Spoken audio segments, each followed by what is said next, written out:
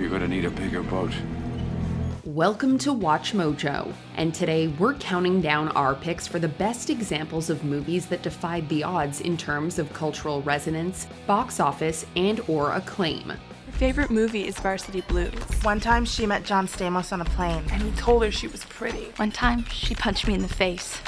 It was awesome. Number 75, The Naked Gun. Who are you? Frank Drebin, Police Squad. The new version.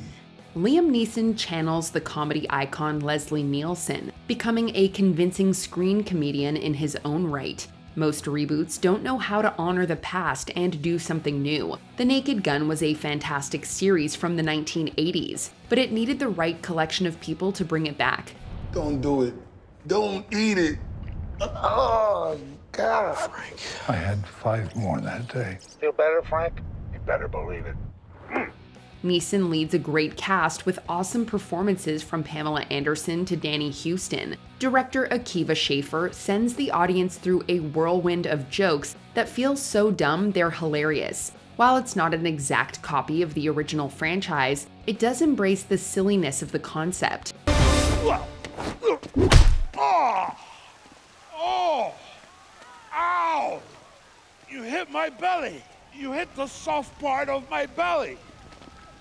What the hell? Have you ever actually been in a fight before? Yeah, I have. Number 74, Clue. I'm instructed to explain to you what you all have in common with each other. And unless you would care to do the honors, Mr. Buddy? Why me? They know who I am? I don't think so. You've never identified yourself to them, I believe. It's a hoax. I suggest we all leave. I'm sorry, sir. You cannot leave this house. No? Who's gonna stop me? There's no way out. How do you make a movie based on a board game? Clue should have been a novelty, but the talent within the film couldn't be contained. The cast and a witty script kept this from being a dud. At the time, it didn't connect with a large audience in 1985. The multiple endings might have contributed to the confusion. Yes, I did it. I killed Yvette. I hated her so much. Flames on the side of my face, heaving breath. For decades afterward, the comedy lived on as a cult classic. The VHS and DVD helped to give it a new life. Die-hard fans could hang out with this glorious ensemble, living through the chaotic night filled with one-liners and campy details. Okay, Chief, take him away. I'm gonna go home and sleep with my wife.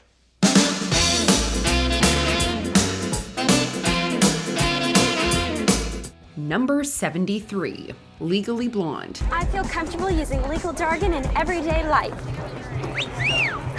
I object. It's funny to think of a time before this film's grip on pop culture. Reese Witherspoon spent the 1990s doing interesting work, with a stellar performance in Election. Legally Blonde gave her a chance to shift gears, become the face of a movie, and embody Elle Woods. Her comedic chops were even better than expected, with this becoming her most iconic role to date. I see your point. And for that matter, all masturbatory emissions where his sperm was clearly not seeking an egg could be termed reckless abandonment. I believe you've just won your case. Witherspoon is now synonymous with the part and its infectious energy. Becoming a cultural touchstone, the hit comedy also earned itself a sequel. It did a wonderful job of subverting blonde tropes and letting the lead character surprise everyone. Elle, how did you know that Chutney was lying? Because she's brilliant, of course. The rules of hair care are simple and finite. Any Cosmo girl would have known. Number 72, Little Miss Sunshine. Well, what do you think your chances are? I think I can win, because some of the other girls, they've been doing it longer, but I practice every day. Good luck. Not about luck, Frank. Luck is the name losers give to their own failings. It's about wanting to win. Willing yourself to win. You gotta want it better than anybody else. I do. This feels like the little movie that could. Back in 2006, an assorted group of artists came together for this indie project. Little Miss Sunshine revolves around a misfit family heading to a beauty pageant. The ensemble included some lesser-known actors and Steve Carell in a much more serious role. You think there's a heaven? It's hard to say, Olive. I don't think anyone knows for sure. I know, but what do you think? Well, I think there is one. Audiences fell in love with this blend of genres, likely connecting to the heartwarming and relatable tale. Not only did the film receive critical acclaim, it also went all the way to the Academy Awards. The release also shocked the box office by turning a smaller budget into a massive profit.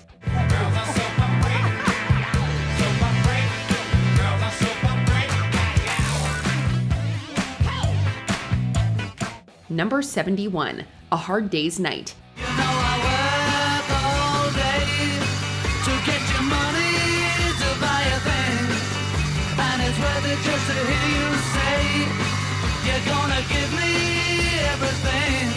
In the midst of Beatlemania, the four mop tops starred in a film about their adventures on tour. A Hard Day's Night takes a humorous look at the biggest band of all time. It also showcases the personalities of John, Paul, George, and Ringo. With a quartet of entertaining stars, director Richard Lester crafts an amusing comedy filled with classic tunes. Bright are the stars that shine, dark is the sky. I know this love of mine will never die.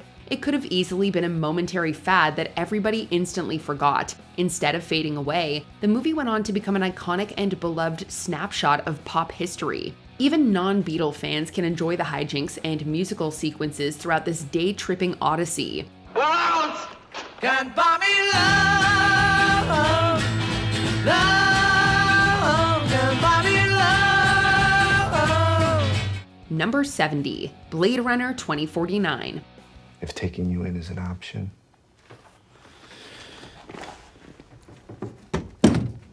I would much prefer that to the alternative. It's safe to say that many people were skeptical about this sequel. Decades after the original came out, Blade Runner 2049 followed up the story with a great filmmaker at the helm. Denis Villeneuve expanded the universe without taking away from the first movie. With Ryan Gosling as the star, this follow-up was a meditative exploration of humanity. I need the specimen to reach it, Mr. Deckard. The child. I need the child. Villeneuve even brought back Harrison Ford for a fantastic supporting part. The award-winning cinematography and special effects also gave viewers an immersive experience. While the movie didn't become a huge hit, it did captivate a select and devoted audience.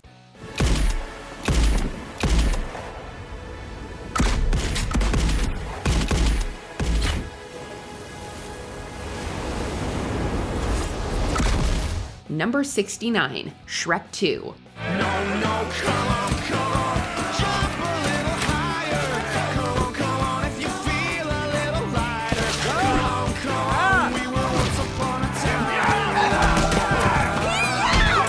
With the runaway success of the first film, DreamWorks did the next logical thing and produced a sequel. Nobody could have imagined it to be as funny, if not funnier, than the original. Shrek 2 included a larger cast of all-stars like John Cleese, Rupert Everett, and Jennifer Saunders.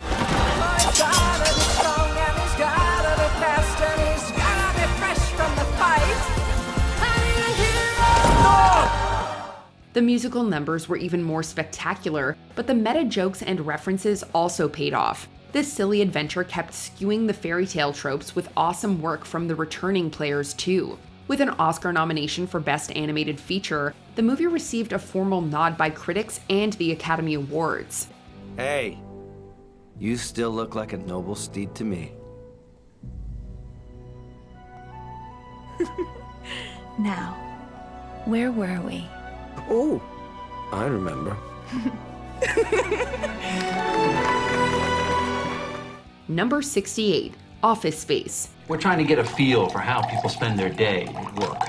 So, if you would you walk us through a typical day for you? Yeah. When you think about corporate satire, you might think about this film first. Office Space seems like it could have been a humble comedy that fell by the wayside. In reality, the Mike Judge film took on a life of its own. It's still referenced by office and non-office workers alike. With some hilarious dialogue, the story about employee revenge still resonates in today's society. Hello, Peter. What's happening? We have sort of a problem here. Yeah, you apparently didn't put one of the new cover sheets on your TPS reports. Oh, yeah. I'm sorry about that. I forgot. Yeah. Judge's prophetic work is the furthest thing from a faulty printer. Home video allowed more people to see this one, helping legions of fans discover the power of gangster rap and a zen attitude. It's the group harder than an erection that shows no affection. They want to ban us on Capitol Hill, cause it's die, mother. Number 67, Die Hard. Come out to the coast, we'll get together, have a few laughs. Even with a great premise, there are no guarantees in the movie business. Die Hard took a gamble by casting Bruce Willis as the star. Better known for TV shows like Moonlighting, the actor was far from an action movie icon before this role. Willis elevates the fun script with his energetic and sarcastic performance, giving audiences a much different hero. Another orphan of a bankrupt culture who thinks he's John Wayne, Rambo, Marshall Dillon. I was always kind of partial to Roy Rogers, actually. I really like those sequin shirts. Do you really think you have a chance against us, Mr. Cowboy? Yippee-ki-yay, mother. There's also Alan Rickman as the legendary Hans Gruber. Believe it or not, Rickman was primarily a stage actor and made his film debut on this 1988 project. The results of these casting decisions speak for themselves. Brought together by John McTiernan's direction, the key players helped to make this one special.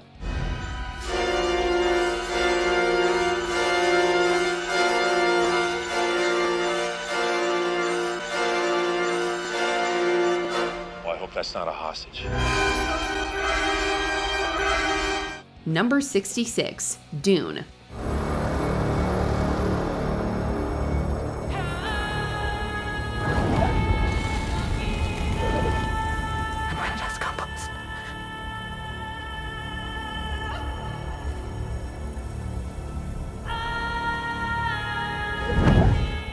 Many directors have tried to adapt Frank Herbert's book, but the material remained elusive for most. Some people might like the David Lynch version, but Denis Villeneuve finally nailed the material. This mainly came down to the latter having more films to stretch the story. After all, it's such a dense sci-fi text that it deserves the utmost care.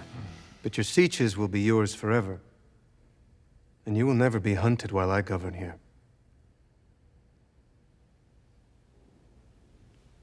That's very honorable. Villeneuve brought together some skilled craftsmen to construct a convincing Arrakis, sending viewers to the desert planet. The filmmaker also lets the drama build through moody sequences.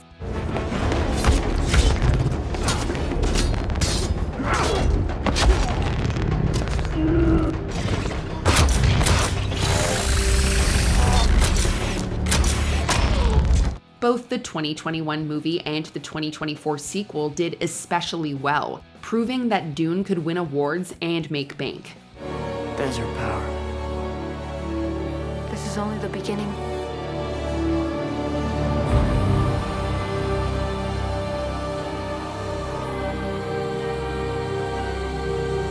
Number 65, Barbie.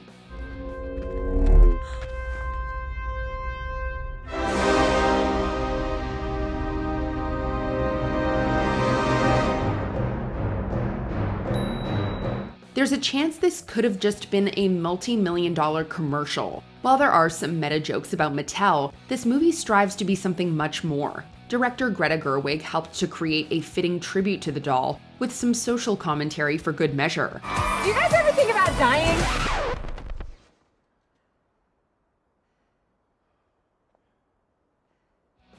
Not only that, the filmmaker brought together an impressive ensemble led by Margot Robbie and Ryan Gosling. It became a huge sensation alongside Oppenheimer in the cinematic event of 2023. There's also some incredible attention to detail, with plenty of notable production and costume design to enhance the overall quality. I'm just cat, where I see love, she sees a friend. What will it take for her to see the man behind the tent and fight for me? Number 64, The Dark Knight. What do you believe in? I believe whatever doesn't kill you simply makes you stranger. While Batman Begins did well, there's no telling what could have happened with a sequel. The Dark Knight wasn't exactly a done deal, and Christopher Nolan wasn't quite a household name yet. There's also the then controversial casting of Heath Ledger. When the movie came out, it became the biggest blockbuster of the year. See, I'm not a monster. I'm just ahead of the curve. First, you have all these rules and you think they'll save you. Ledger wowed viewers with his incredible and Oscar-winning performance. Nolan also delivered entertaining set pieces from a bank robbery to a truck chase. Some people consider this to be the best cinematic version of Batman, setting a high bar as both a superhero adventure and a crime drama. I killed those people. That's what I can be. No, you can't. You're not. I'm whatever Gotham needs me to be. Call it in. Number 63, Jaws.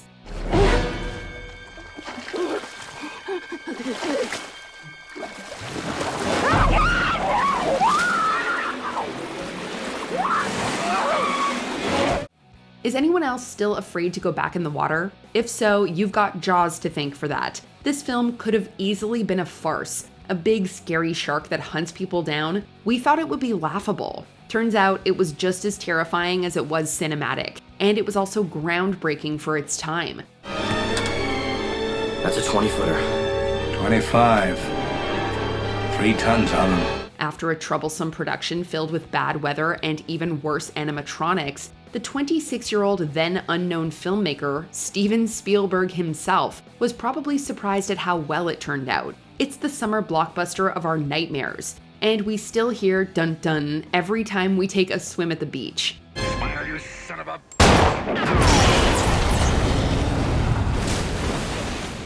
Number 62, Back to the Future. Are you telling me that you built a time machine? Out of a DeLorean? The way I see it, if you're gonna build a time machine into a car, why not do it with some style? Time travel films have become somewhat of an overdone cliche, but this is arguably one of the most memorable.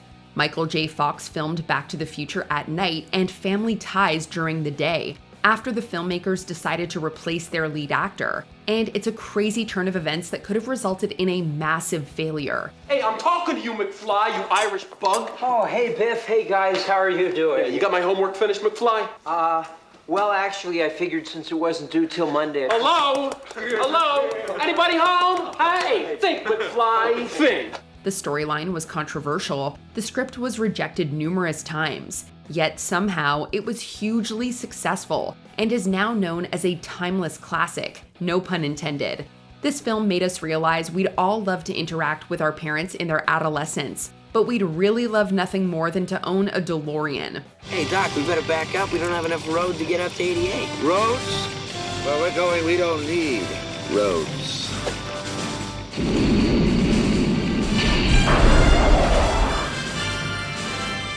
Number 61, Ocean's 11. What, you want to knock over a casino?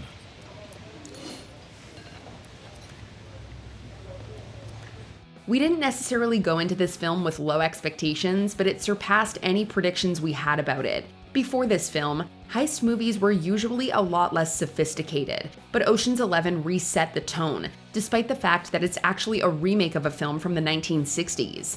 On a fight night, like the one 2 weeks from tonight, the night that we're gonna rob it, 150 million without breaking a sweat. Now, there are 11 of us, each with an equal share. You do the math. Exactly.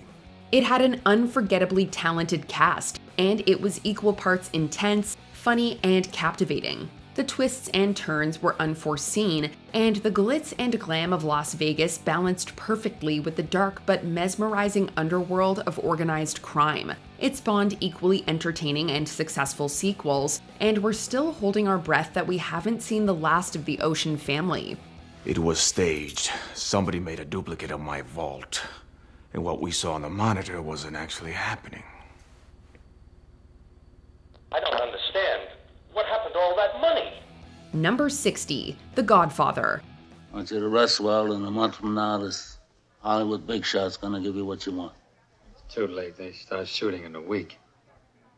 I'm gonna make him an offer he can't refuse.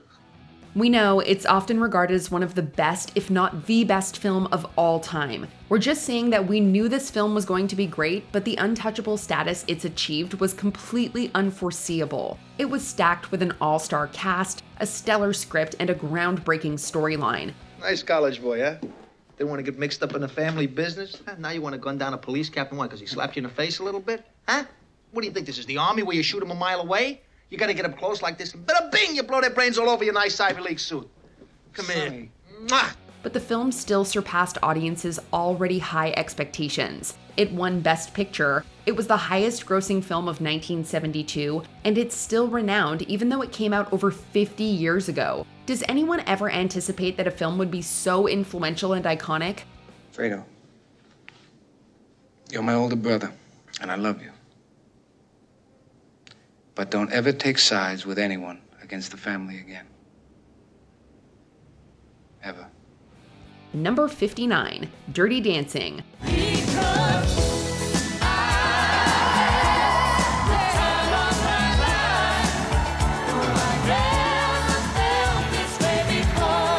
This movie had to go through some serious ups and downs during its production, but the final product turned out better than even the filmmakers could have imagined. From Jennifer Grey and Patrick Swayze's feud, unseasonably hot weather, and Swayze injuring himself doing his own stunts, this movie seemed doomed. We're supposed to do the show in 2 days. You won't show me lifts. I'm not sure it turns. I'm doing all this to save your ass. What I really want to do is drop you on it. Well, let's get out of here.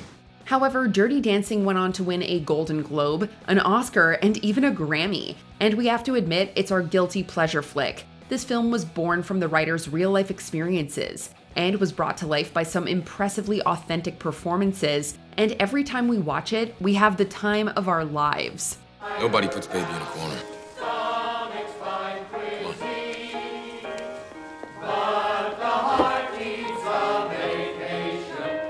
Number 58, Home Alone. You guys give up, or you're thirsty for more?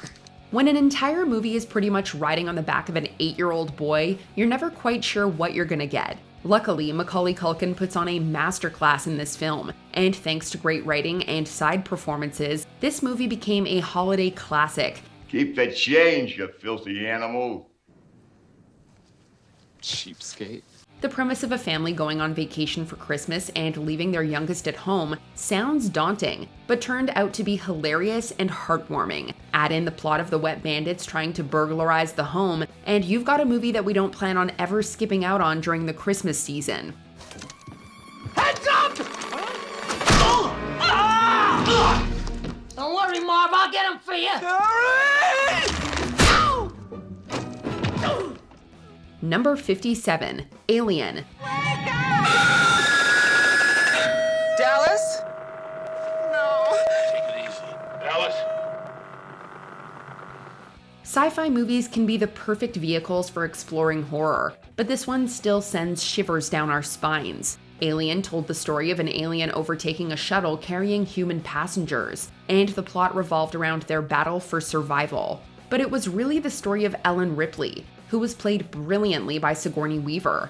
We'll move in pairs. We'll go step by step and cut off every bulkhead and every vent until we have it cornered, and then we'll blow it the out into space. She was a badass. She was sexy without being sexual, and she was the blueprint for female heroines.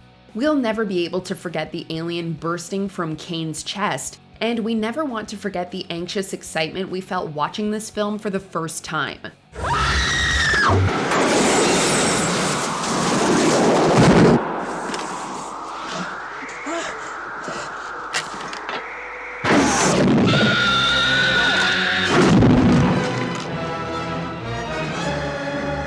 Number 56, Uncut Gems. 30 inches. It's like about 35 carats in there. It's like a side one. Blow. It's a white hole. And then right in the middle. Adam Sandler is best known for playing some of the silliest characters to grace our screens. Take, for example, Happy Gilmore, Billy Madison, and both Jack and Jill in the film of the same name. So when he took a turn for the serious with Uncut Gems, we really didn't know what to think. I have every intention of paying you back. I'm broke right now. You broke? Which level? Look at that. Do you remember that? Look at it. We'd rarely seen him do any kind of dramatic acting, and with a film that's so dark and complex, we weren't sure if he'd be up for the task. We couldn't have been more wrong. He plays Howard, the complicated anti-hero of our dreams, and we were drawn right into his chaotic world thanks to Sandler's amazing performance. That's how you feel, I know you do. So look. Let's f***ing bet on this. Let's bet on this. Number 55, Galaxy Quest. Commander. Excuse me? I must speak to you. It is a matter of supreme importance. We are Thermians from the Klaatu Nebula, and we need your help. On the surface, this film looks ridiculous, and we wouldn't have been surprised if it had turned out awful. But the lower the expectations, the greater the surprise, and we couldn't have been more shocked at the quality of this movie. Sci-fi fans were rightfully skeptical when this was released, but it turned out to be a celebration of the genre and its fans. You guys came. Who wants the grand tour?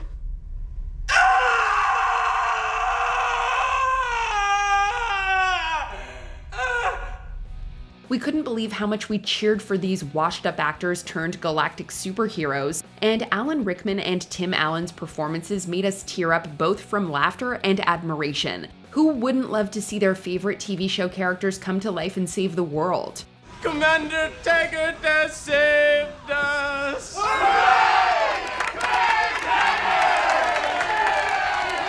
It's just not fair. Number 54, Jumanji: Welcome to the Jungle. Why am I wearing this outfit in a jungle? Tiny little shorts and a leather halter top. I mean, what is this? I look like a living garden gnome. Where is my phone? We are in different people's bodies. Remakes are notoriously hit or miss, with a lot finding themselves in the latter category. The original Jumanji was fantastic and borderline untouchable, which is why we were hesitant about this 2017 flick. It could have been just a generic money grab featuring big names and small plots, but we were pleasantly surprised.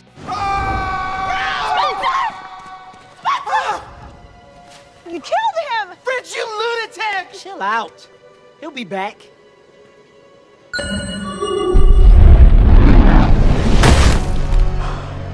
The film was funny, attention-grabbing, and worthy. It's no easy task to take on a film with a flawless Robin Williams performance, but The Rock, Jack Black, Kevin Hart, and Karen Gillan were up for the task. The sequel is also incredible, and we have to give it up to this incredible cast for bringing this story back to life. We made it! You did it! I thought we were gonna die. Oh. Yes! Nice! Thank you. That was scary! Wow, thank you, guys. Oops. What? I dropped the jewel. Number 53, In Bruges. Do you think this is good? No, I think what's good? You know, going around a boat, looking at stuff. Yes, I do. Martin McDonagh's directorial film debut was not expected to be a triumph, but this genre-mixing film was chock full of impressive performances, humorous writing, and an unexpected storyline that kept us hooked until the bitter end.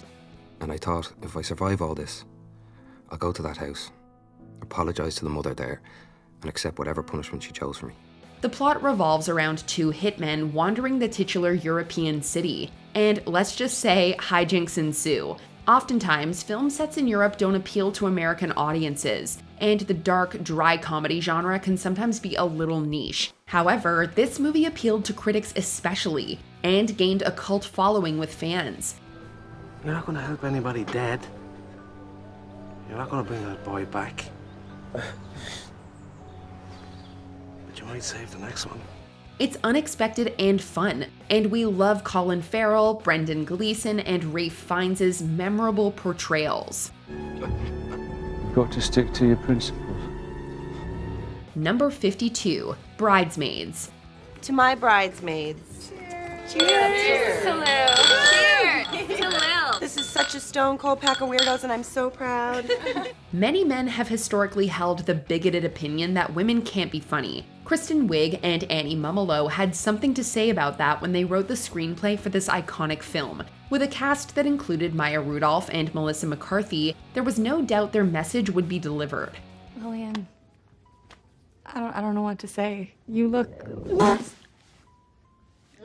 Megan, are you okay? Oh. I think my dress was probably just tight. But we never could have anticipated how endlessly funny, quotable, and painfully relatable Bridesmaids would be.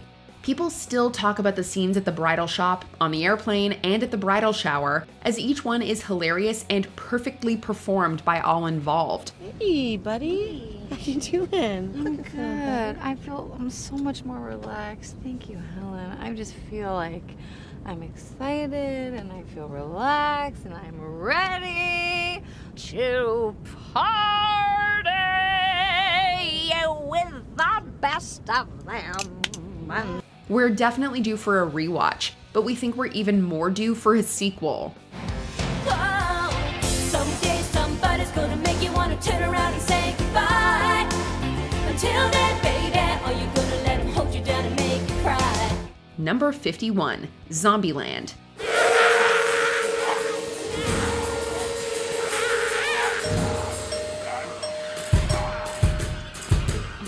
We have to admit, movies about zombies notoriously underdeliver, but this one was stacked with an extremely talented cast, so we were at least a bit more hopeful based on that alone. What we didn't expect was a film that was funny, freaky, and even heartfelt, all at the same time.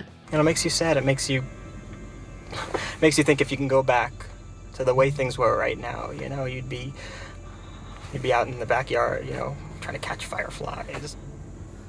Not only did audiences not expect to love it, critics loved it, which is a rarity for films in this genre. Shaun of the Dead walked so that Zombieland could run, and then Zombieland did the same for The Walking Dead. Whoa, whoa, whoa, whoa. Big hoss.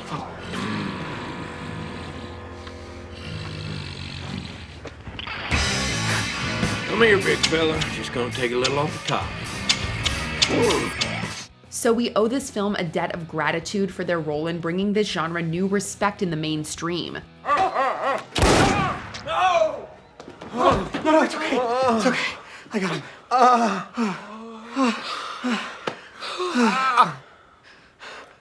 Is that how you say hello? Where you come from? Oh my God. Number 50, K-pop Demon Hunters. Despite the musical genre's very passionate fan base, outside of the core demographic of Korean pop fans, this animated film didn't appear to have widespread appeal. As the title would suggest, it's a mashup of that genre with a fantasy story involving battling demonic denizens. We can't hold them. We need rooming. Whoa, mind the face. I needed to steal your fans.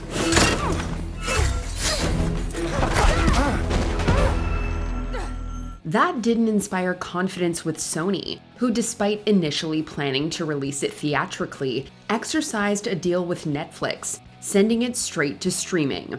Once it dropped on the platform, it took the world by storm, even with many who had never even listened to K-pop championing the film. You can try, but you can't hide. It's a takedown, I'ma take you out, and it ain't gonna stop. It didn't take long before K-pop Demon Hunters became the most viewed title of any kind in Netflix history, thanks to a compelling story, amazing music, and fantastic characters. But dive in the fire, and I'll be right here by your side. Number 49, The Princess Bride. Novelist and legendary screenwriter William Goldman had tried in vain for years to adapt his satirical fantasy novel The Princess Bride for the big screen. After more than a decade of developmental hell, multiple attached directors, and Goldman having to buy back the film rights with his own money, rising filmmaker Rob Reiner finally got the green light to adapt the book. He didn't fall? Inconceivable! You keep using the word. I don't think it means what you think it means. The finished product, a mix of comedy, romance, and swashbuckling action, baffled distributor 20th Century Fox, leading to a somewhat underwhelming box office return. Now, a clever man would put the poison into his own goblet because he would know that only a great fool would reach for what he was given. I'm not a great fool, so I can clearly not choose the wine in front of you. But you must have known I was not a great fool. You would have counted on it, so I can clearly not choose the wine in front of me. Nevertheless, over the years, thanks to VHS sales and airings on TV, it slowly became one of the most beloved films ever made, even being deemed significant enough to be preserved by Congress in 2016. My name is Inigo Montoya. You killed my father. Prepare to die. Stop saying that! Number 48, Mean Girls. The late 90s and early aughts were so filled with films about teen drama and high school politics that one of the most popular films of the time was a parody of the genre. That is so fetch. So when Mean Girls rolled around, it seemed to simply be more of the same. Screenwriter Tina Fey's only major credit to that point had been Saturday Night Live sketches. However, doubters were silenced when the film was released. It proved to have much more to say about the trials and tribulations of high school than any of its contemporaries. Okay, you should just know that we don't do this a lot, so this is like a really huge deal. We want to invite you to have lunch with us every day for the rest of the week. It was a huge financial success and won immediate critical acclaim, remaining beloved and frequently quoted decades later. You're wearing sweatpants. It's Monday. So? So that's against the rules, and you can't sit with us. Whatever. Those rules aren't real. They were real that day I wore a vest. Because that vest was disgusting. You can't sit with us! Number 47, Dungeons and Dragons: Honor Among Thieves. Honoring the freedom of choice and near-endless lore of the world's most popular role-playing game was sure to be a monumental task for any filmmaker. This had proved to be the case with the prior attempt at a D&D film, released in 2000, and its 2 direct-to-video sequels receiving near-universal disdain. 4 more questions, right? Yes. No, that wasn't for you. Did that count as a question? Yes. Damn it. Only answer when I talk to you, okay? Yes. Why did you say okay at the end of that? I didn't. Fantastic. After a rights battle held up production for years, Jonathan Goldstein and John Francis Daley were finally chosen to direct the reboot. The pair adhered closely to the lore of the tabletop game, incorporating spells and locations that would be familiar to players. I told you what I'm gonna do. I'm gonna break into Castle Never and get my family back. And the tablet? You plan to resurrect your wife? Yeah. Very well. At the same time, a heist plot and flawed but likable characters gave the film universal appeal, with D&D fans and newcomers alike loving the movie.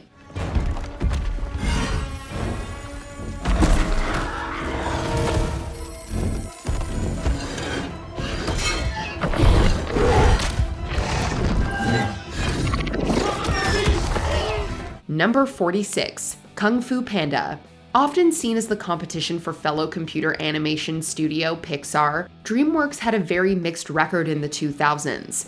For every acclaimed film they released, like Shrek, they would release a reviled one like Shark Tale. Quiet! We're safe. Oh no, not you again! When trailers dropped for the seemingly zany, wuxia-inspired film starring Jack Black as an anthropomorphic panda, audiences were unsure which way the film would go. Further complicating the problem was Pixar's release of the sure hit WALL-E in the same month. The film then surprised everyone by becoming DreamWorks' highest-grossing film outside the Shrek franchise upon release, and defeating WALL-E at the box office worldwide. Yesterday is history. Tomorrow is a mystery, but today is a gift. That is why it is called the present. Since then, the film has spawned sequels, shows, multiple short films, and even theme park attractions. Skadoosh.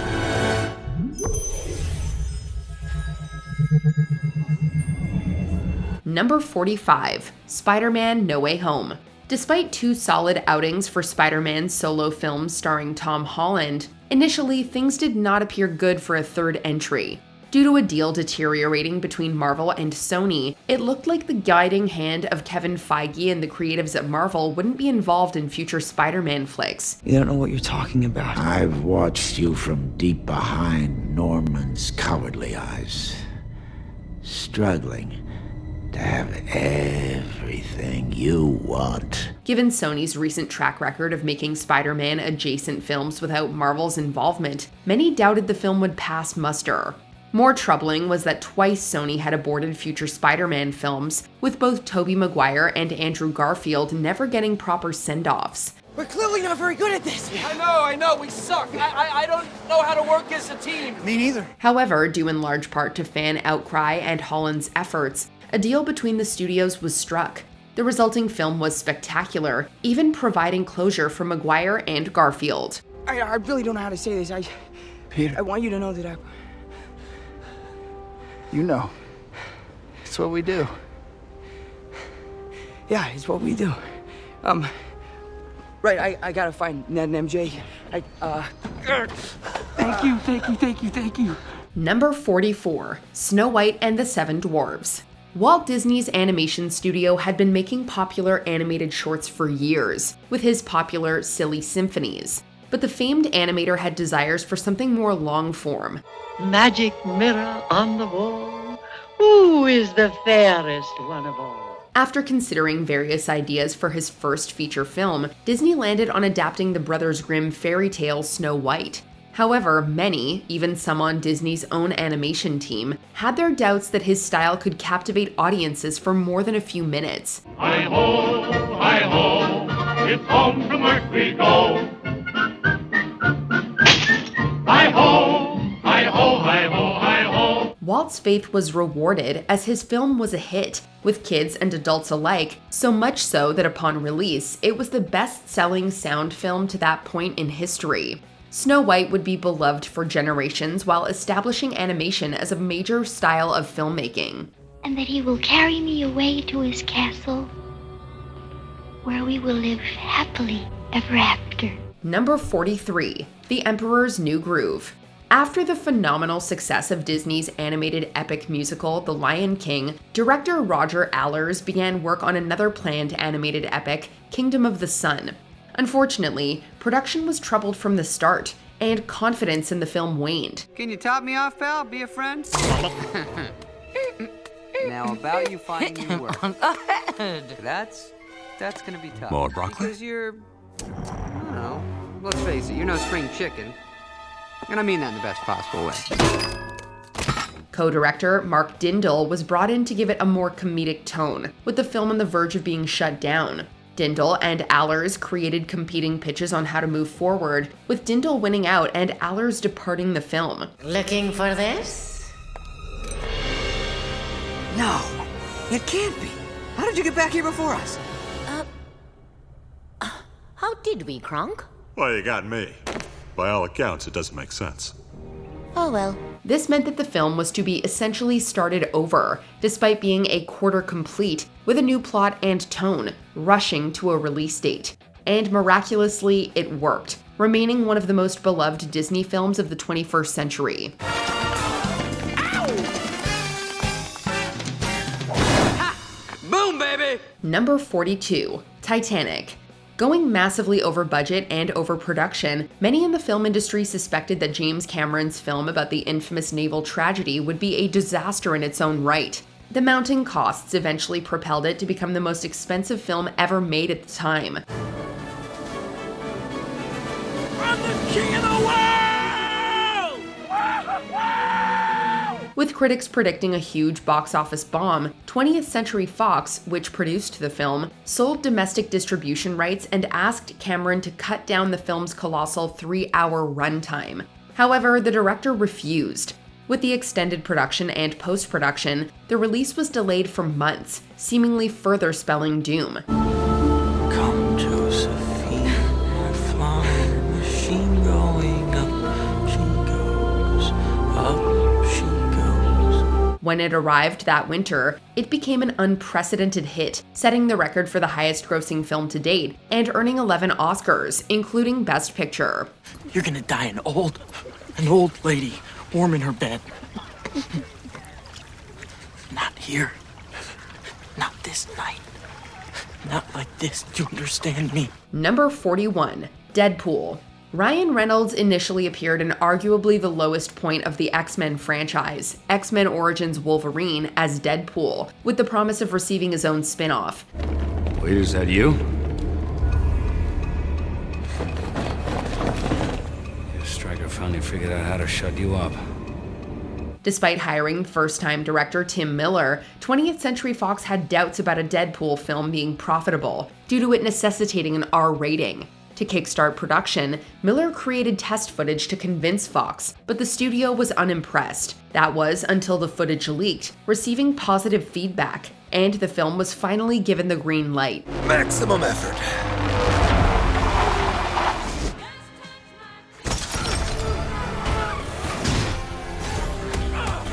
Fox was still skeptical about the film, giving it an extremely limited marketing budget. Even so, it became a sensation, staying true to the comics, with many praising Reynolds' performance, becoming both the highest-grossing R-rated and X-Men movie upon release. I'm gonna wait out here, okay? It's a big house. It's funny that I only ever see two of you. It's almost like the studio couldn't afford another X-Men. Number 40, Sinners. The modern film landscape is dominated by projects based on existing properties, with big-budget, wholly original films essentially having disappeared.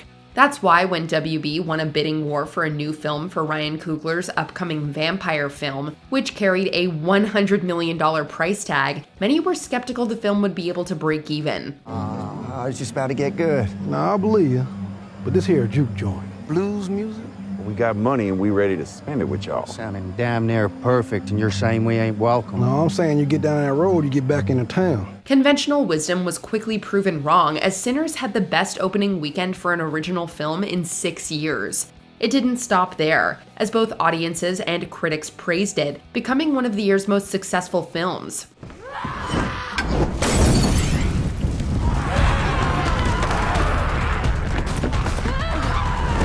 This was due to its Southern Gothic tone, poignant racial themes, well-done action and horror, and a great dual performance from Michael B. Jordan. Somebody take me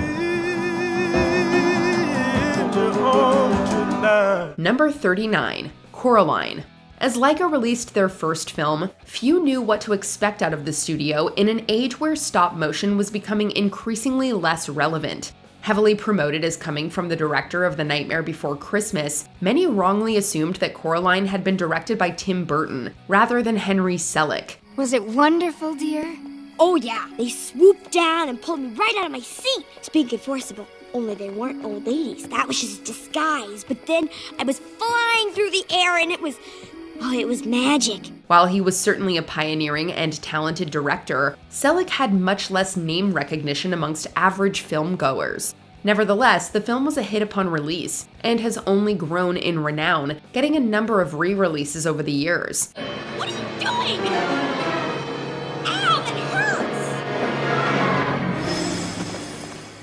You may come out when you've learned to be a loving daughter. Thanks to its success, Coraline helped establish Laika as a beloved studio producing unique and interesting films. You know I love you. You have a very funny way of showing it. Number 38, Paddington. A film based on Michael Bond's beloved character Paddington Bear would certainly have a lot of appeal for children if done right, particularly in the United Kingdom. But that a film with such brief source material would be one of the best reviewed films in years, and loved by not just kids but adults across the world, hardly seemed possible. I feel good. I knew that I would not. Thanks to the heart of the script, along with great direction from Paul King and an incredible voice performance from Ben Whishaw, it did just that. You can trust me. There really was an explorer. And if we can find him, I know he'll give me a home. A proper home, like yours. Now, I've got an idea, but I'm going to need your help. It, along with the arguably even better second film, has been considered by some to be among the best films ever made by critics across the globe. Because although I don't look like anyone else, I really do feel at home. I will never be like other people, but that's all right. Because I'm a bear. A bear called Paddington. Number 37, Sonic the Hedgehog. Video game film adaptations have always been a mixed bag, with game fans often getting absolutely abysmal interpretations of their favorite characters on the big screen. When the first trailer for the Sonic film dropped, revealing a version of the strangely humanoid hedgehog, the internet was disappointed and disgusted. Ow! With the outcry growing deafening, the film was delayed for several months to provide a less nightmare-inducing version. The final results were surprisingly great. Listening to fan concerns, the redesign closely resembled Sonic's video game counterpart. Ha-ha! Nailed it! In subsequent Sonic films, his friends and allies such as Tails, Knuckles, and Shadow were also introduced with stellar designs. Even Ugly Sonic lived on, appearing in Chip 'n Dale Rescue Rangers. Ugly Sonic, that's the spirit. And they'll like me for who I am. Not like last time when the internet got one look at my human teeth and burned the place down. Number 36, the Super Mario Bros. Movie.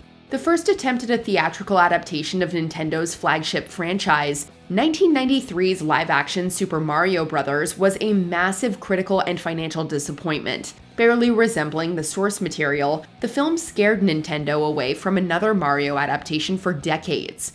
Come on!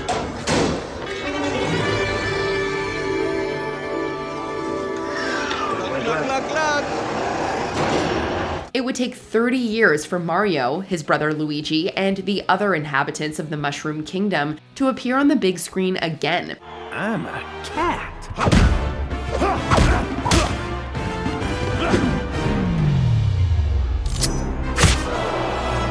Meow. This time, fans were delighted to see a film that paid tribute to the games they knew and loved. Full of characters, locations, and Easter eggs from the games, the animated feature delighted audiences, redefining what was possible with a video game film. It became the highest-grossing video game film ever made when released, earning over $1 billion. Mario, you were amazing! Thanks, Dad. Number 35, Thor Ragnarok. With the first Thor film from director Kenneth Branagh, Marvel had a moderate hit that fans received in a lukewarm manner. Another! However, he wouldn't return for the sequel, and while Patty Jenkins was hired, she quickly departed the project, replaced by Alan Taylor. The result was, at the time, Marvel Studios' worst received film. When the time came for a third film, there was once again a new person in the director's chair, Taika Waititi, best known for his comedies. Hey! We know each other. He's a friend from work.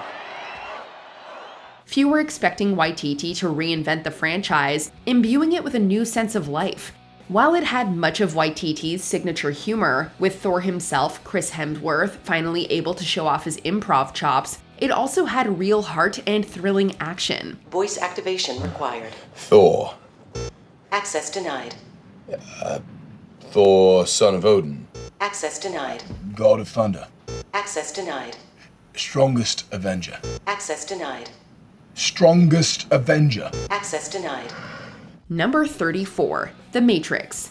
Aspiring filmmakers, the Wachowskis, sold their script for their ambitious sci-fi project The Matrix before ever having directed a film. After the success of their debut film, the small-budget thriller Bound, they were cautiously given the go-ahead to work on their opus. You take the blue pill. The story ends. You wake up in your bed and believe whatever you want to believe. You take the red pill. You stay in Wonderland. And I show you how deep the rabbit hole goes.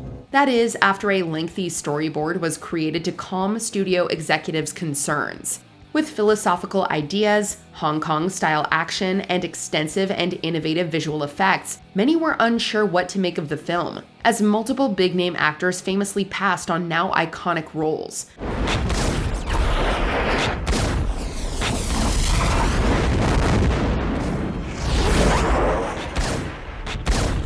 Ultimately, the film was a phenomenon, beloved by action junkies, philosophy majors, and everyone in between. It spawned sequels, spin-offs, video games, and countless imitators, forever changing the film landscape.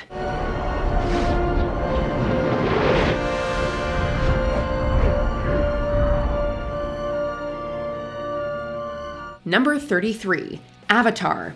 Spending over a decade developing the technology and an alien language for the film, James Cameron once again had trouble securing funding for his massively ambitious project. In fact, Fox only agreed to produce after Cameron almost agreed to make the film with Disney. I may not be much of a horse guy, but I was born to do this. Yeah. Thanks to its huge special effects budget, shooting, and delays, the film became one of the most expensive ever produced, and many doubted it would be able to break even.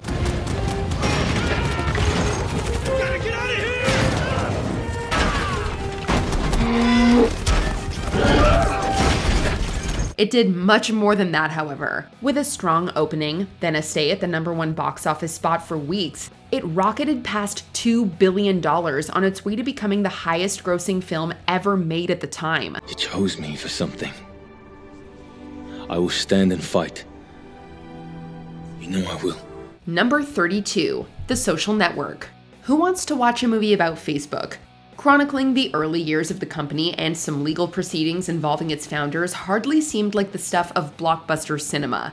Yet the creative pairing of writer Aaron Sorkin and director David Fincher tapped into something universally appealing about greed, friendship, ambition, and betrayal with the film. I'm wondering why, if you needed $1,000 for an internet venture, you didn't ask my clients for it. They had demonstrated an interest to you in that kind of thing. I went to my friend for the money because that's who I wanted to be partners with. Eduardo was the president of the Harvard Investors Association, and he was also my best friend. On a $40 million budget, The Social Network earned over $220 million at the box office alongside near universal acclaim. Better lawyer up, asshole, because I'm not coming back for 30%. I'm coming back for everything.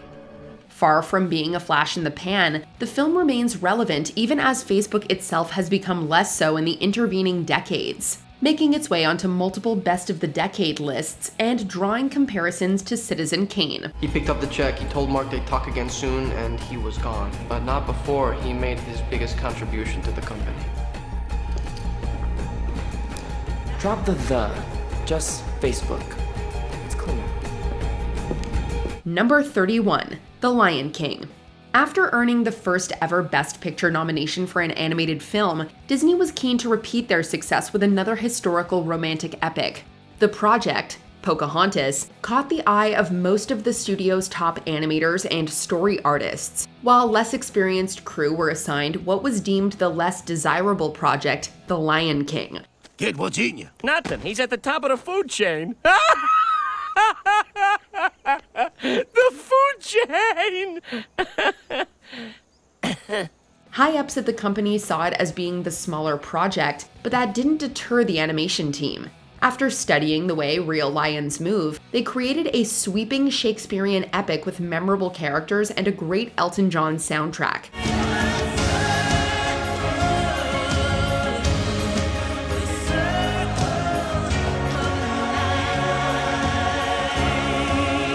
The Lion King would vastly outperform Pocahontas, both in terms of its record-setting box office return and with critics across the globe.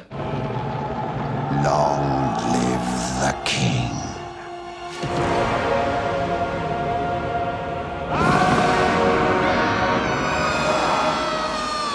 Number 30, Black Panther. The Marvel Cinematic Universe has featured many surprising successes. Black Panther is arguably the most successful of them all.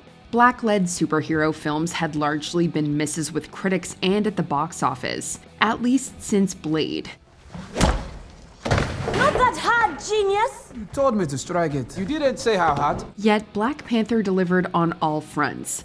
The film about the struggle for Wakanda's throne features a breathtaking Afro-futuristic setting, a compelling villain, and one of Marvel's best supporting casts. It's about 2 billion people all over the world that looks like us, but their lives are a lot harder. Wakanda has the tools to liberate them all. It also addresses real issues such as colonialism, the African diaspora, and inequality. Not only that, but it became one of the highest-grossing movies of all time and secured the first Best Picture Oscar nomination for a superhero movie.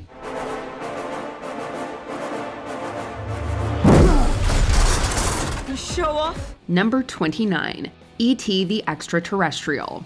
Before this delightful Steven Spielberg film, alien movies were usually about scary or at least mysterious beings. That all changed in this timeless tale of an extraterrestrial life form befriending a young boy. Hey, wait a second. No, don't eat her. It's because E.T. was such a game changer that it's understandable why no one thought it would succeed. It was rejected by Columbia Pictures, and even after Universal went ahead with it, they still released another alien movie, The Thing, at around the same time, just in case it flopped. E.T. phone home. However, E.T. went on to become the highest-grossing movie ever at the time, breaking box office records and inspiring a generation with its optimistic view of life from the stars.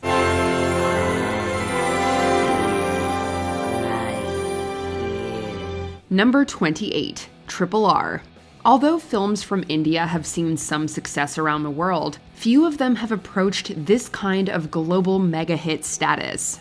Enter RRR. Raju! Akhtar! Imagining the lives of two Indian revolutionaries and turning them into an epic buddy action movie may sound niche in concept, but in reality, it turned out to have universal appeal. The action is gloriously over the top.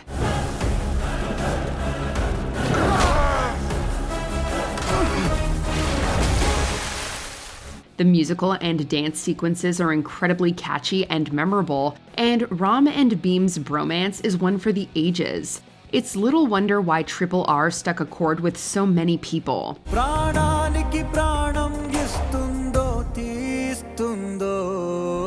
Number 27, Top Gun Maverick. These days, it's all the rage to bring back old properties decades later with older stars. While the success of these films usually ends at the box office, Top Gun Maverick proved a hit with both audiences and critics. Maybe so, sir. But not today. The story of Maverick training new pilots is filled with great stunts, excellent performances, and a healthy dose of nostalgia. The crowd-pleasing spectacle was bound to make money, but it managed to become one of the highest-grossing films at the domestic box office. Talk to me, Dad. Come on, kid, you can do it. Don't think. Just do it. It was also the first in Tom Cruise's long career of blockbusters to pass the $1 billion mark. Top Gun Maverick took the highway to the danger zone and never once to look for an off-ramp.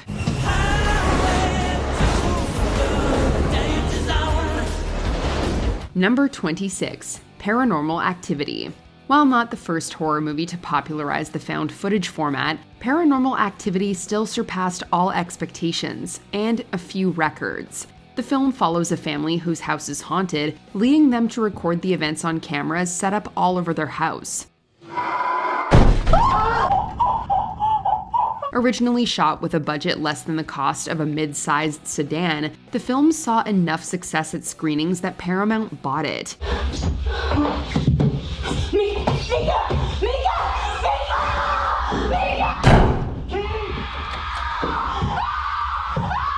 The studio shot a new ending and released it to a wider audience, and even greater profit. So much profit, in fact, that Paranormal Activity is by some metrics considered the most profitable film ever made. Its particular brand of scares also spawned its own franchise. Number 25, Puss in Boots: The Last Wish. Given that it's a sequel to a Shrek spin-off that pretty much no one was asking for, expectations were low going in for this movie.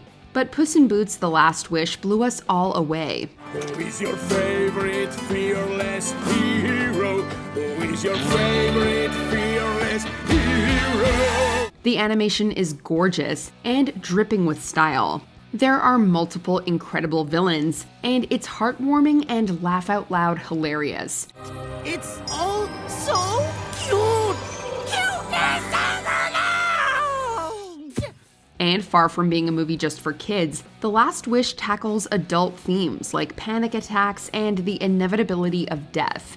It's one of the best animated films of the last decade, and our greatest wish is for a sequel yesterday. Pick it up. Number 24, The Shawshank Redemption. It can be hard to imagine today, but this film based on a Stephen King story wasn't a success at the box office when it was first released. I must admit I didn't think much of Andy the first time I laid eyes on him. Looked like a stiff breeze would blow him over. To be fair, it had some tough competition, but strong word of mouth, video rentals, and the fact that it's literally always playing on TV has helped make the story of Andy Dufresne's time in Shawshank Prison one of the most beloved films of all time. Why'd you do it? I'm innocent, Red. Just like everybody else here. Its universal themes of hope in the face of despair, the stellar performances, and Morgan Freeman's legendary narration are all ingrained in our collective consciousness. If you haven't seen The Shawshank Redemption, you need to get busy living. I guess it comes down to a simple choice, really. Get busy living, or get busy dying. Number 23, John Wick. At the time of this film's release, star Keanu Reeves had been in a bit of a career slump. Additionally, the directors of John Wick were inexperienced with directing a feature film.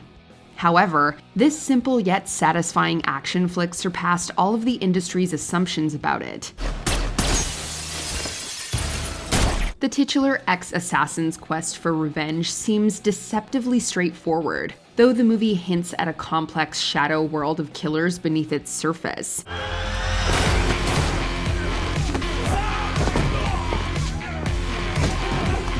Meanwhile, the action perfectly toes the line between stylization and grounded choreography. John Wick not only helped revive Keanu Reeves' career, it also launched an incredibly successful franchise and raised the bar for action movies going forward. You'll find a way back to it. It's time to go home. Number 22, Edge of Tomorrow. Sci-fi movies starring Tom Cruise tend to blend together for some people. This phenomenon, along with Edge of Tomorrow's admittedly not-so-great title, probably hindered its success upon its release in theaters. What day is it? For you, Judgment Day. However, the time loop war film has since developed a devoted following. The action is spectacular throughout, naturally, but the character development and plot are also surprisingly great, with both deepening as events repeat. Find me when you wake up. What? Come find me when you wake up. Much like its protagonist, Bill Cage, Edge of Tomorrow improves over time, though how much you rewatch it is up to you. Sci-fi movies starring Tom Cruise tend to blend... Wait a second.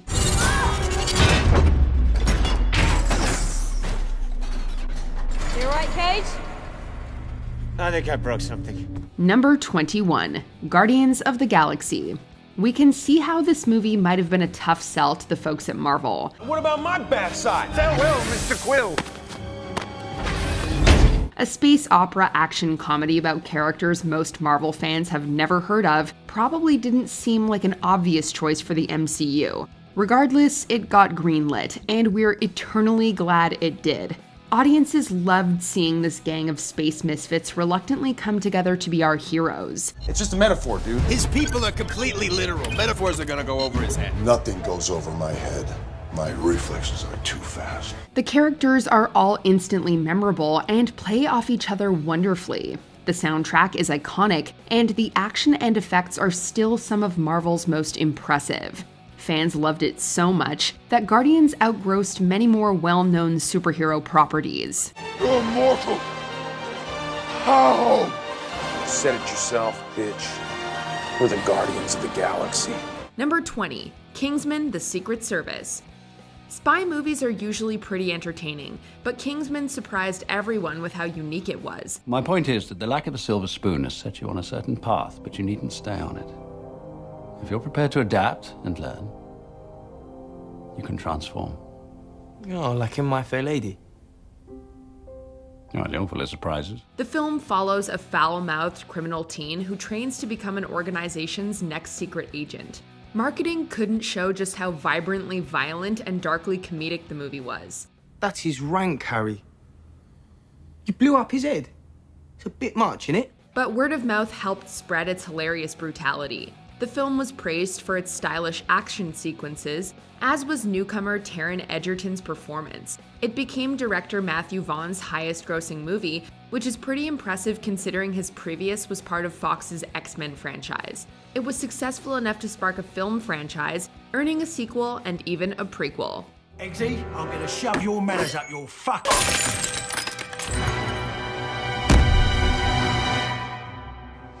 So, are we gonna stand around here all day? Or are we gonna fight? Number 19, Slumdog Millionaire.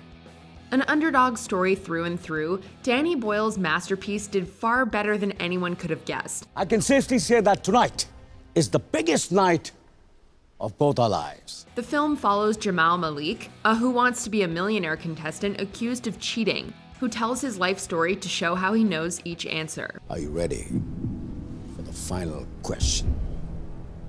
For 20 million rupees. No. But maybe it's written, no? It's a feel-good rags-to-riches story that earned $378 million worldwide on a budget of only $15 million. It also won 8 Oscars, including Best Picture.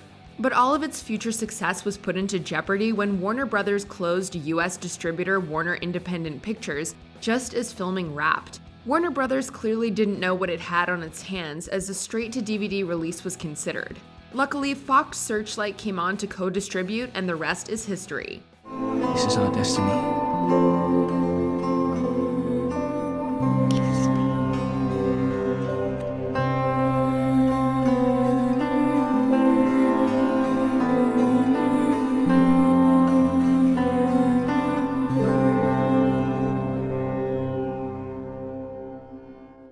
Number 18, Napoleon Dynamite. There are plenty of indie movies that became box office giants, though not many are as big of a cultural phenomenon as Napoleon Dynamite was. The comedy follows an exceptionally odd teen who attempts to help his friend win the school class presidency. Do you think people will vote for me? Heck yes, I'd vote for you. Like, what are my skills? Well, you have a sweet bike, and you're really good at hooking up with chicks. Featuring an incredibly unique sense of humor, the film was made for a mere $400,000. Only $1,000 of it went to star John Heder. Napoleon, give me some of your tots. No, go find your own. Come on, give me some of your tots. No, I'm freaking starved. I didn't get to eat anything today. However, a successful showing at Sundance led to Fox Searchlight's purchase, which led to a limited theatrical run followed by a wide release and a worldwide pull of $46 million. Heder was able to renegotiate his contract to earn more, and you couldn't go to a department store without seeing Vote for Pedro t-shirts everywhere. Vote for Pedro. Vote for Pedro. Vote for Pedro. Vote for Pedro. Vote for Vote for Pedro. Vote for Pedro. Number 17, Saw. The Saw franchise is one of the most successful of all time, but it has a very humble origin. Hello, Amanda. You don't know me, but I know you. I want to play a game. It began as a low-budget short film so that writers James Wan and Lee Winnell could receive funding. That funding was only around $1.2 million, and the production only lasted 18 days. That clock. What about it? It's brand new. So? So, somebody obviously wanted us to know the time. Directed by Wan and co-starring Winnell, Saw was a monster hit at Sundance and TIFF. In theaters, it pulled $103 million, making it one of the most profitable horror movies of all time. It ushered in a new horror trend that Hollywood would be obsessed with throughout the 2000s, itself receiving several sequels. More importantly, it jump-started Wan and Winnell's careers as modern horror icons. Number 16, Star Trek. Although J.J. Abrams had made a name for himself in TV, this 2009 reboot of the beloved sci-fi series was only his second feature directorial effort after Mission Impossible 3. Well, if you're half the man your father was, Jim, Starfleet could use you.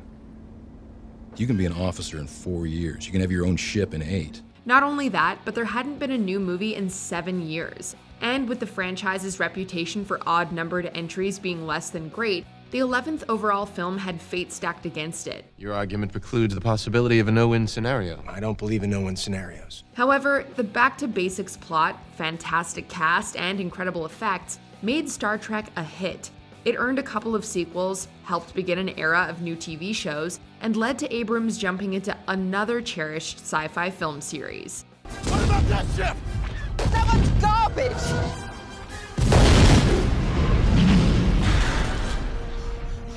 The garbage will do! Number 15, The Hangover. You'd have been forgiven for writing this one off as just another raunchy comedy from the director of Old School. And while it featured plenty of risque jokes, it was also much more clever than anyone could have guessed. It's not gambling when you know you're going to win. Counting cards is a foolproof system. Following an especially wild bachelor party, 3 friends awaken to find the groom missing and must piece together the previous night. I don't think I've ever been this hungover. After the Hard Rock, I blacked out. It was like emptiness. Okay. We have up until 10 p.m., so that gives us a 12-hour window where we could have lost them. It's hard not to get sucked in by the mystery, as every scene adds another piece to the absurd puzzle. And every hilarious encounter is navigated by rising stars Bradley Cooper, Ed Helms, and Zach Galifianakis. With a budget of $35 million, it brought in $469 million worldwide, and spawned 2 sequels, for better or for worse. Guys, one time. Deal? Deal. Deal. Okay.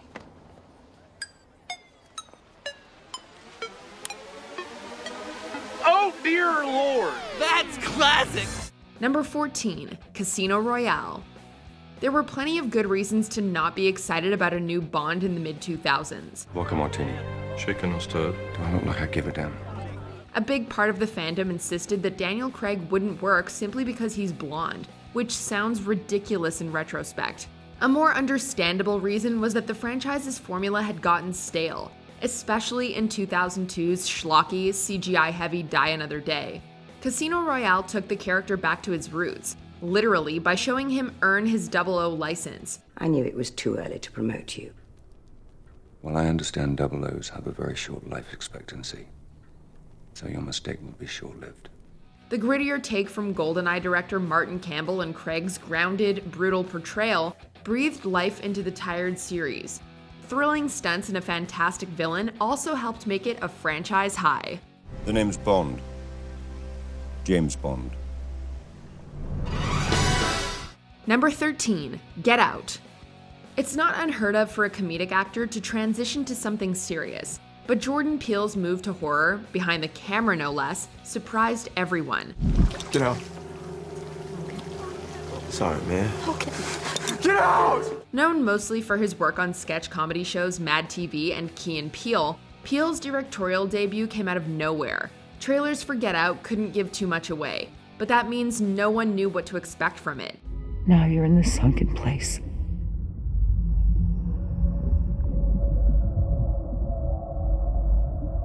It ended up being an incredibly clever and chilling tale about institutional racism, as well as one of the most important horror films in recent memory.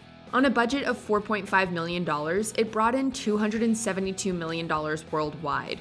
It also earned 4 Oscar nominations, with 1 win to Peele's screenplay, which is incredibly rare for the genre. Oh, no. No. No. No, no, no, no, no, no, no, no, no, no, no, no. Aren't you something? That's not my experience. Not at all. Number 12, The Lego Movie. At first glance, or maybe even the second and third, the Lego Movie seemed like a cash grab feature meant only to sell more of the iconic bricks to kids. What do? I don't have my instructions.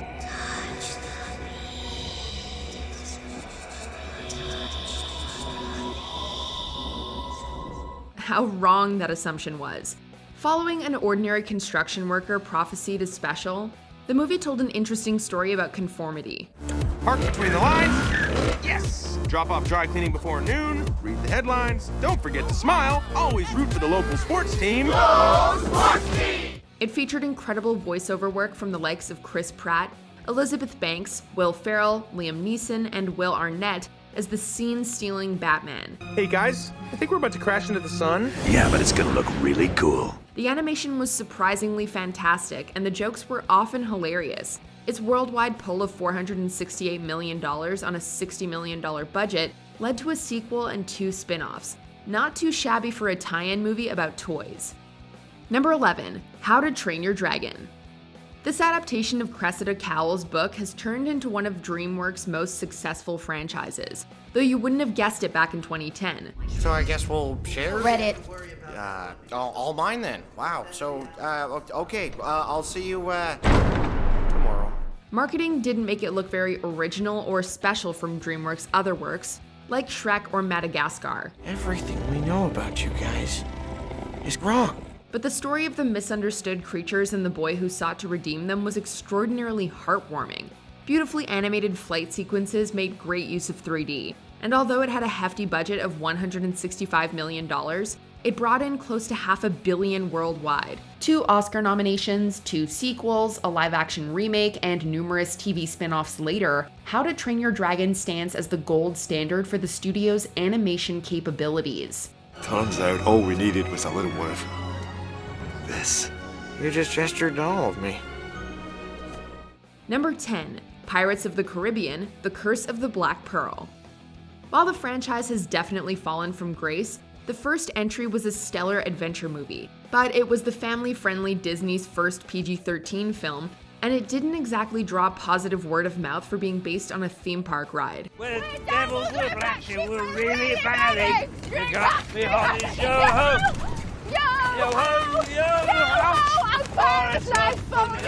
However, the PG-13 rating ended up being entirely necessary. The explosive action and spooky effects for the Black Pearl's cursed crew made it thrilling and captivating.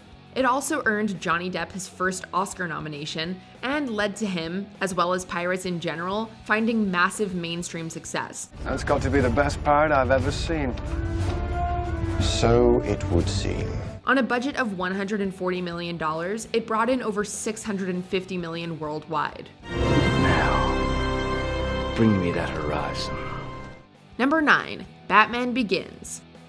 Christopher Nolan is one of the biggest directors working today, but at the time he signed on to Batman Begins, he was yet unproven with big-budget productions. Not only that, but the Caped Crusader's reputation had taken a hit thanks to 1997's overly cheesy Batman and Robin.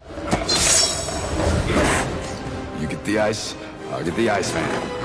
And many fans were probably fine leaving him on the page or in animation. Well, a guy dresses up like a bat clearly has issues. Nolan's more realistic interpretation turned out to be just what the character needed. Darker visuals and more insight into Bruce's training gave a better understanding of the hero who strikes fear into the thugs of Gotham. If you make yourself more than just a man, if you devote yourself to an ideal, and if they can't stop you, then you become something else entirely. Which is? Legend. And it gave us what many consider one of the best trilogies of all time. I never said thank you.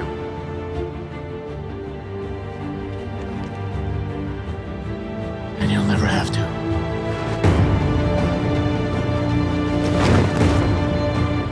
Number 8, Rise of the Planet of the Apes.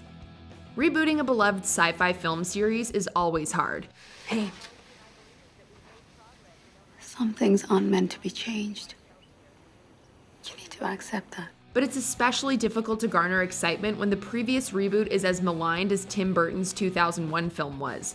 Add on the fact that this movie was swapping out practical effects for CGI, and it left some moviegoers scratching their heads. I swear, you know everything about the human brain except the way it works. However, said CGI effects were astonishing, earning several prestigious awards and an Oscar nomination. Andy Serkis's layered mocap performance as Caesar was heart-wrenching, carrying the fascinating origin of the hyper-intelligent apes.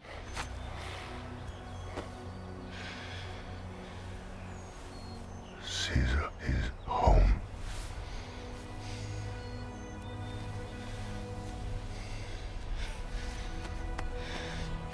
As a result, Rise became the highest-grossing film in the series at $481 million worldwide.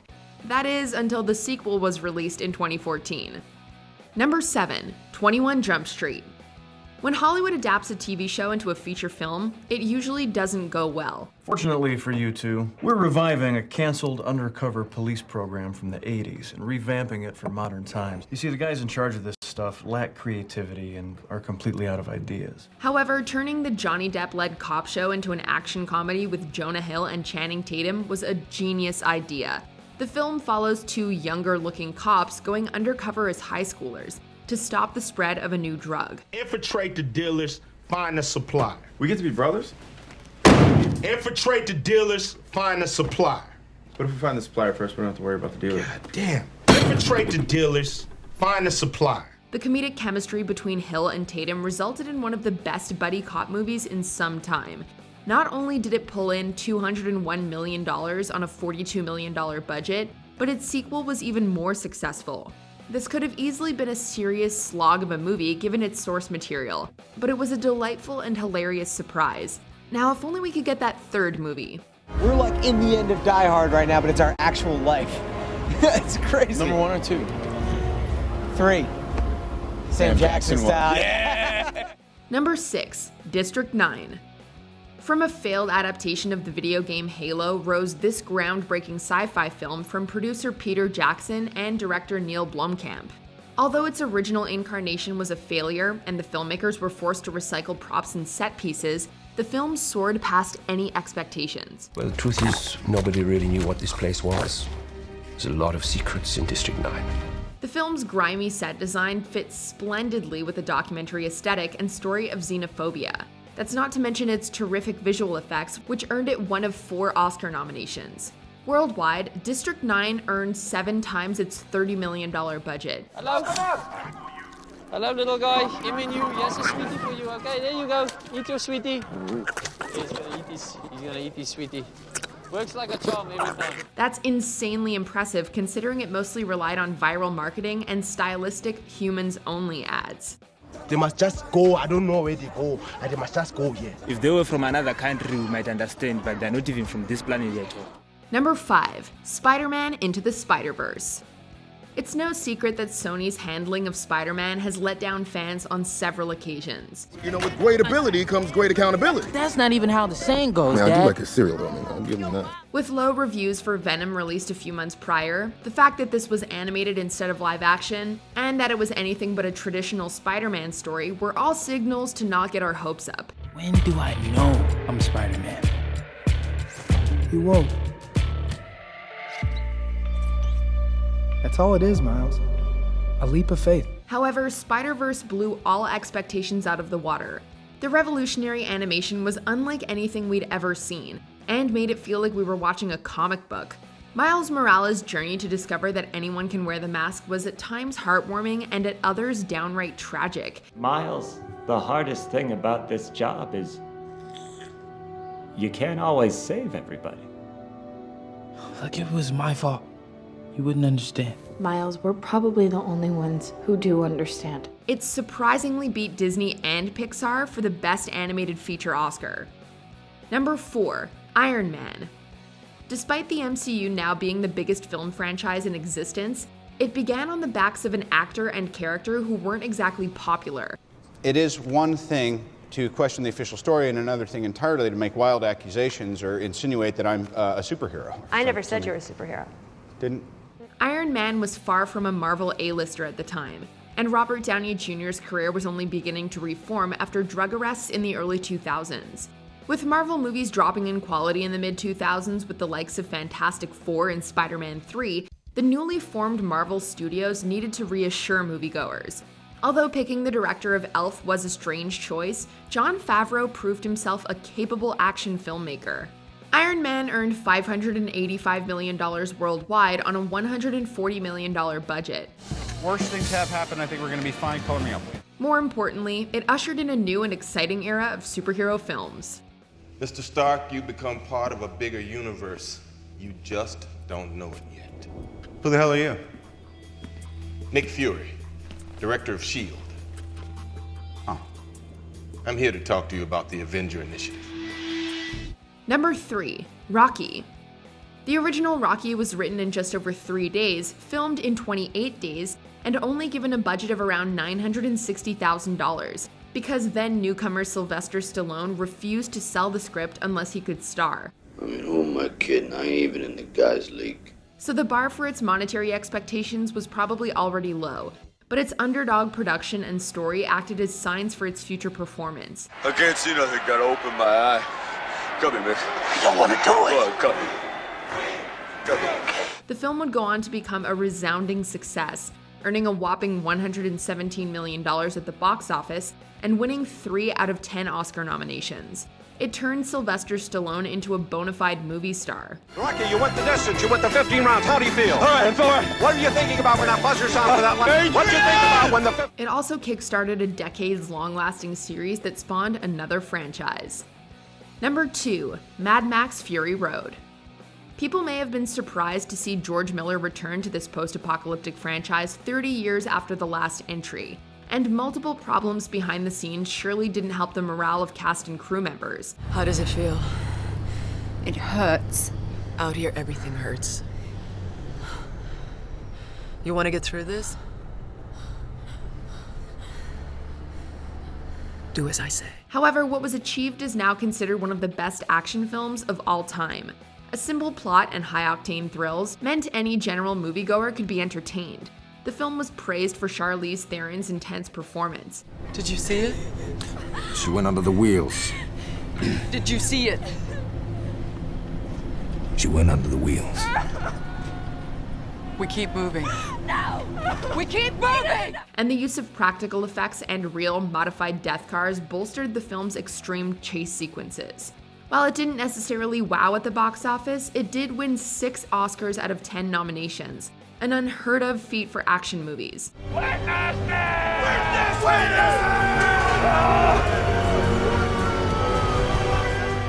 Before we continue, be sure to subscribe to our channel and ring the bell to get notified about our latest videos. You have the option to be notified for occasional videos or all of them. If you're on your phone, make sure you go into your settings and switch on notifications. Number 1. Star Wars Episode 4: A New Hope. It might be strange to think about now, but Star Wars did not have a strong start. George Lucas and 20th Century Fox were initially convinced it wouldn't perform well among other blockbusters that summer. I got a bad feeling about this. Apparently, many theater chains held the same belief, as the film only received a limited release in around 40 theaters. But swarms of crowds wanting to see the movie led to a much wider release, pulling in $503 million on an $11 million budget. Look, I ain't in this for your revolution, and I'm not in it for you, Princess. I expect to be well paid. I'm in it for the money. You needn't worry about your reward. If money is all that you love, then that's what you'll receive. Star Wars earned 7 Oscars, and its cast were made superstars overnight. The little movie that could built an empire of sequels, TV shows, video games, and of course, toys. Great shot, kid. That was 1 in a million. Remember, the Force will be with you, always. Did we forget another movie that was way better than anybody expected? Let us know in the comments.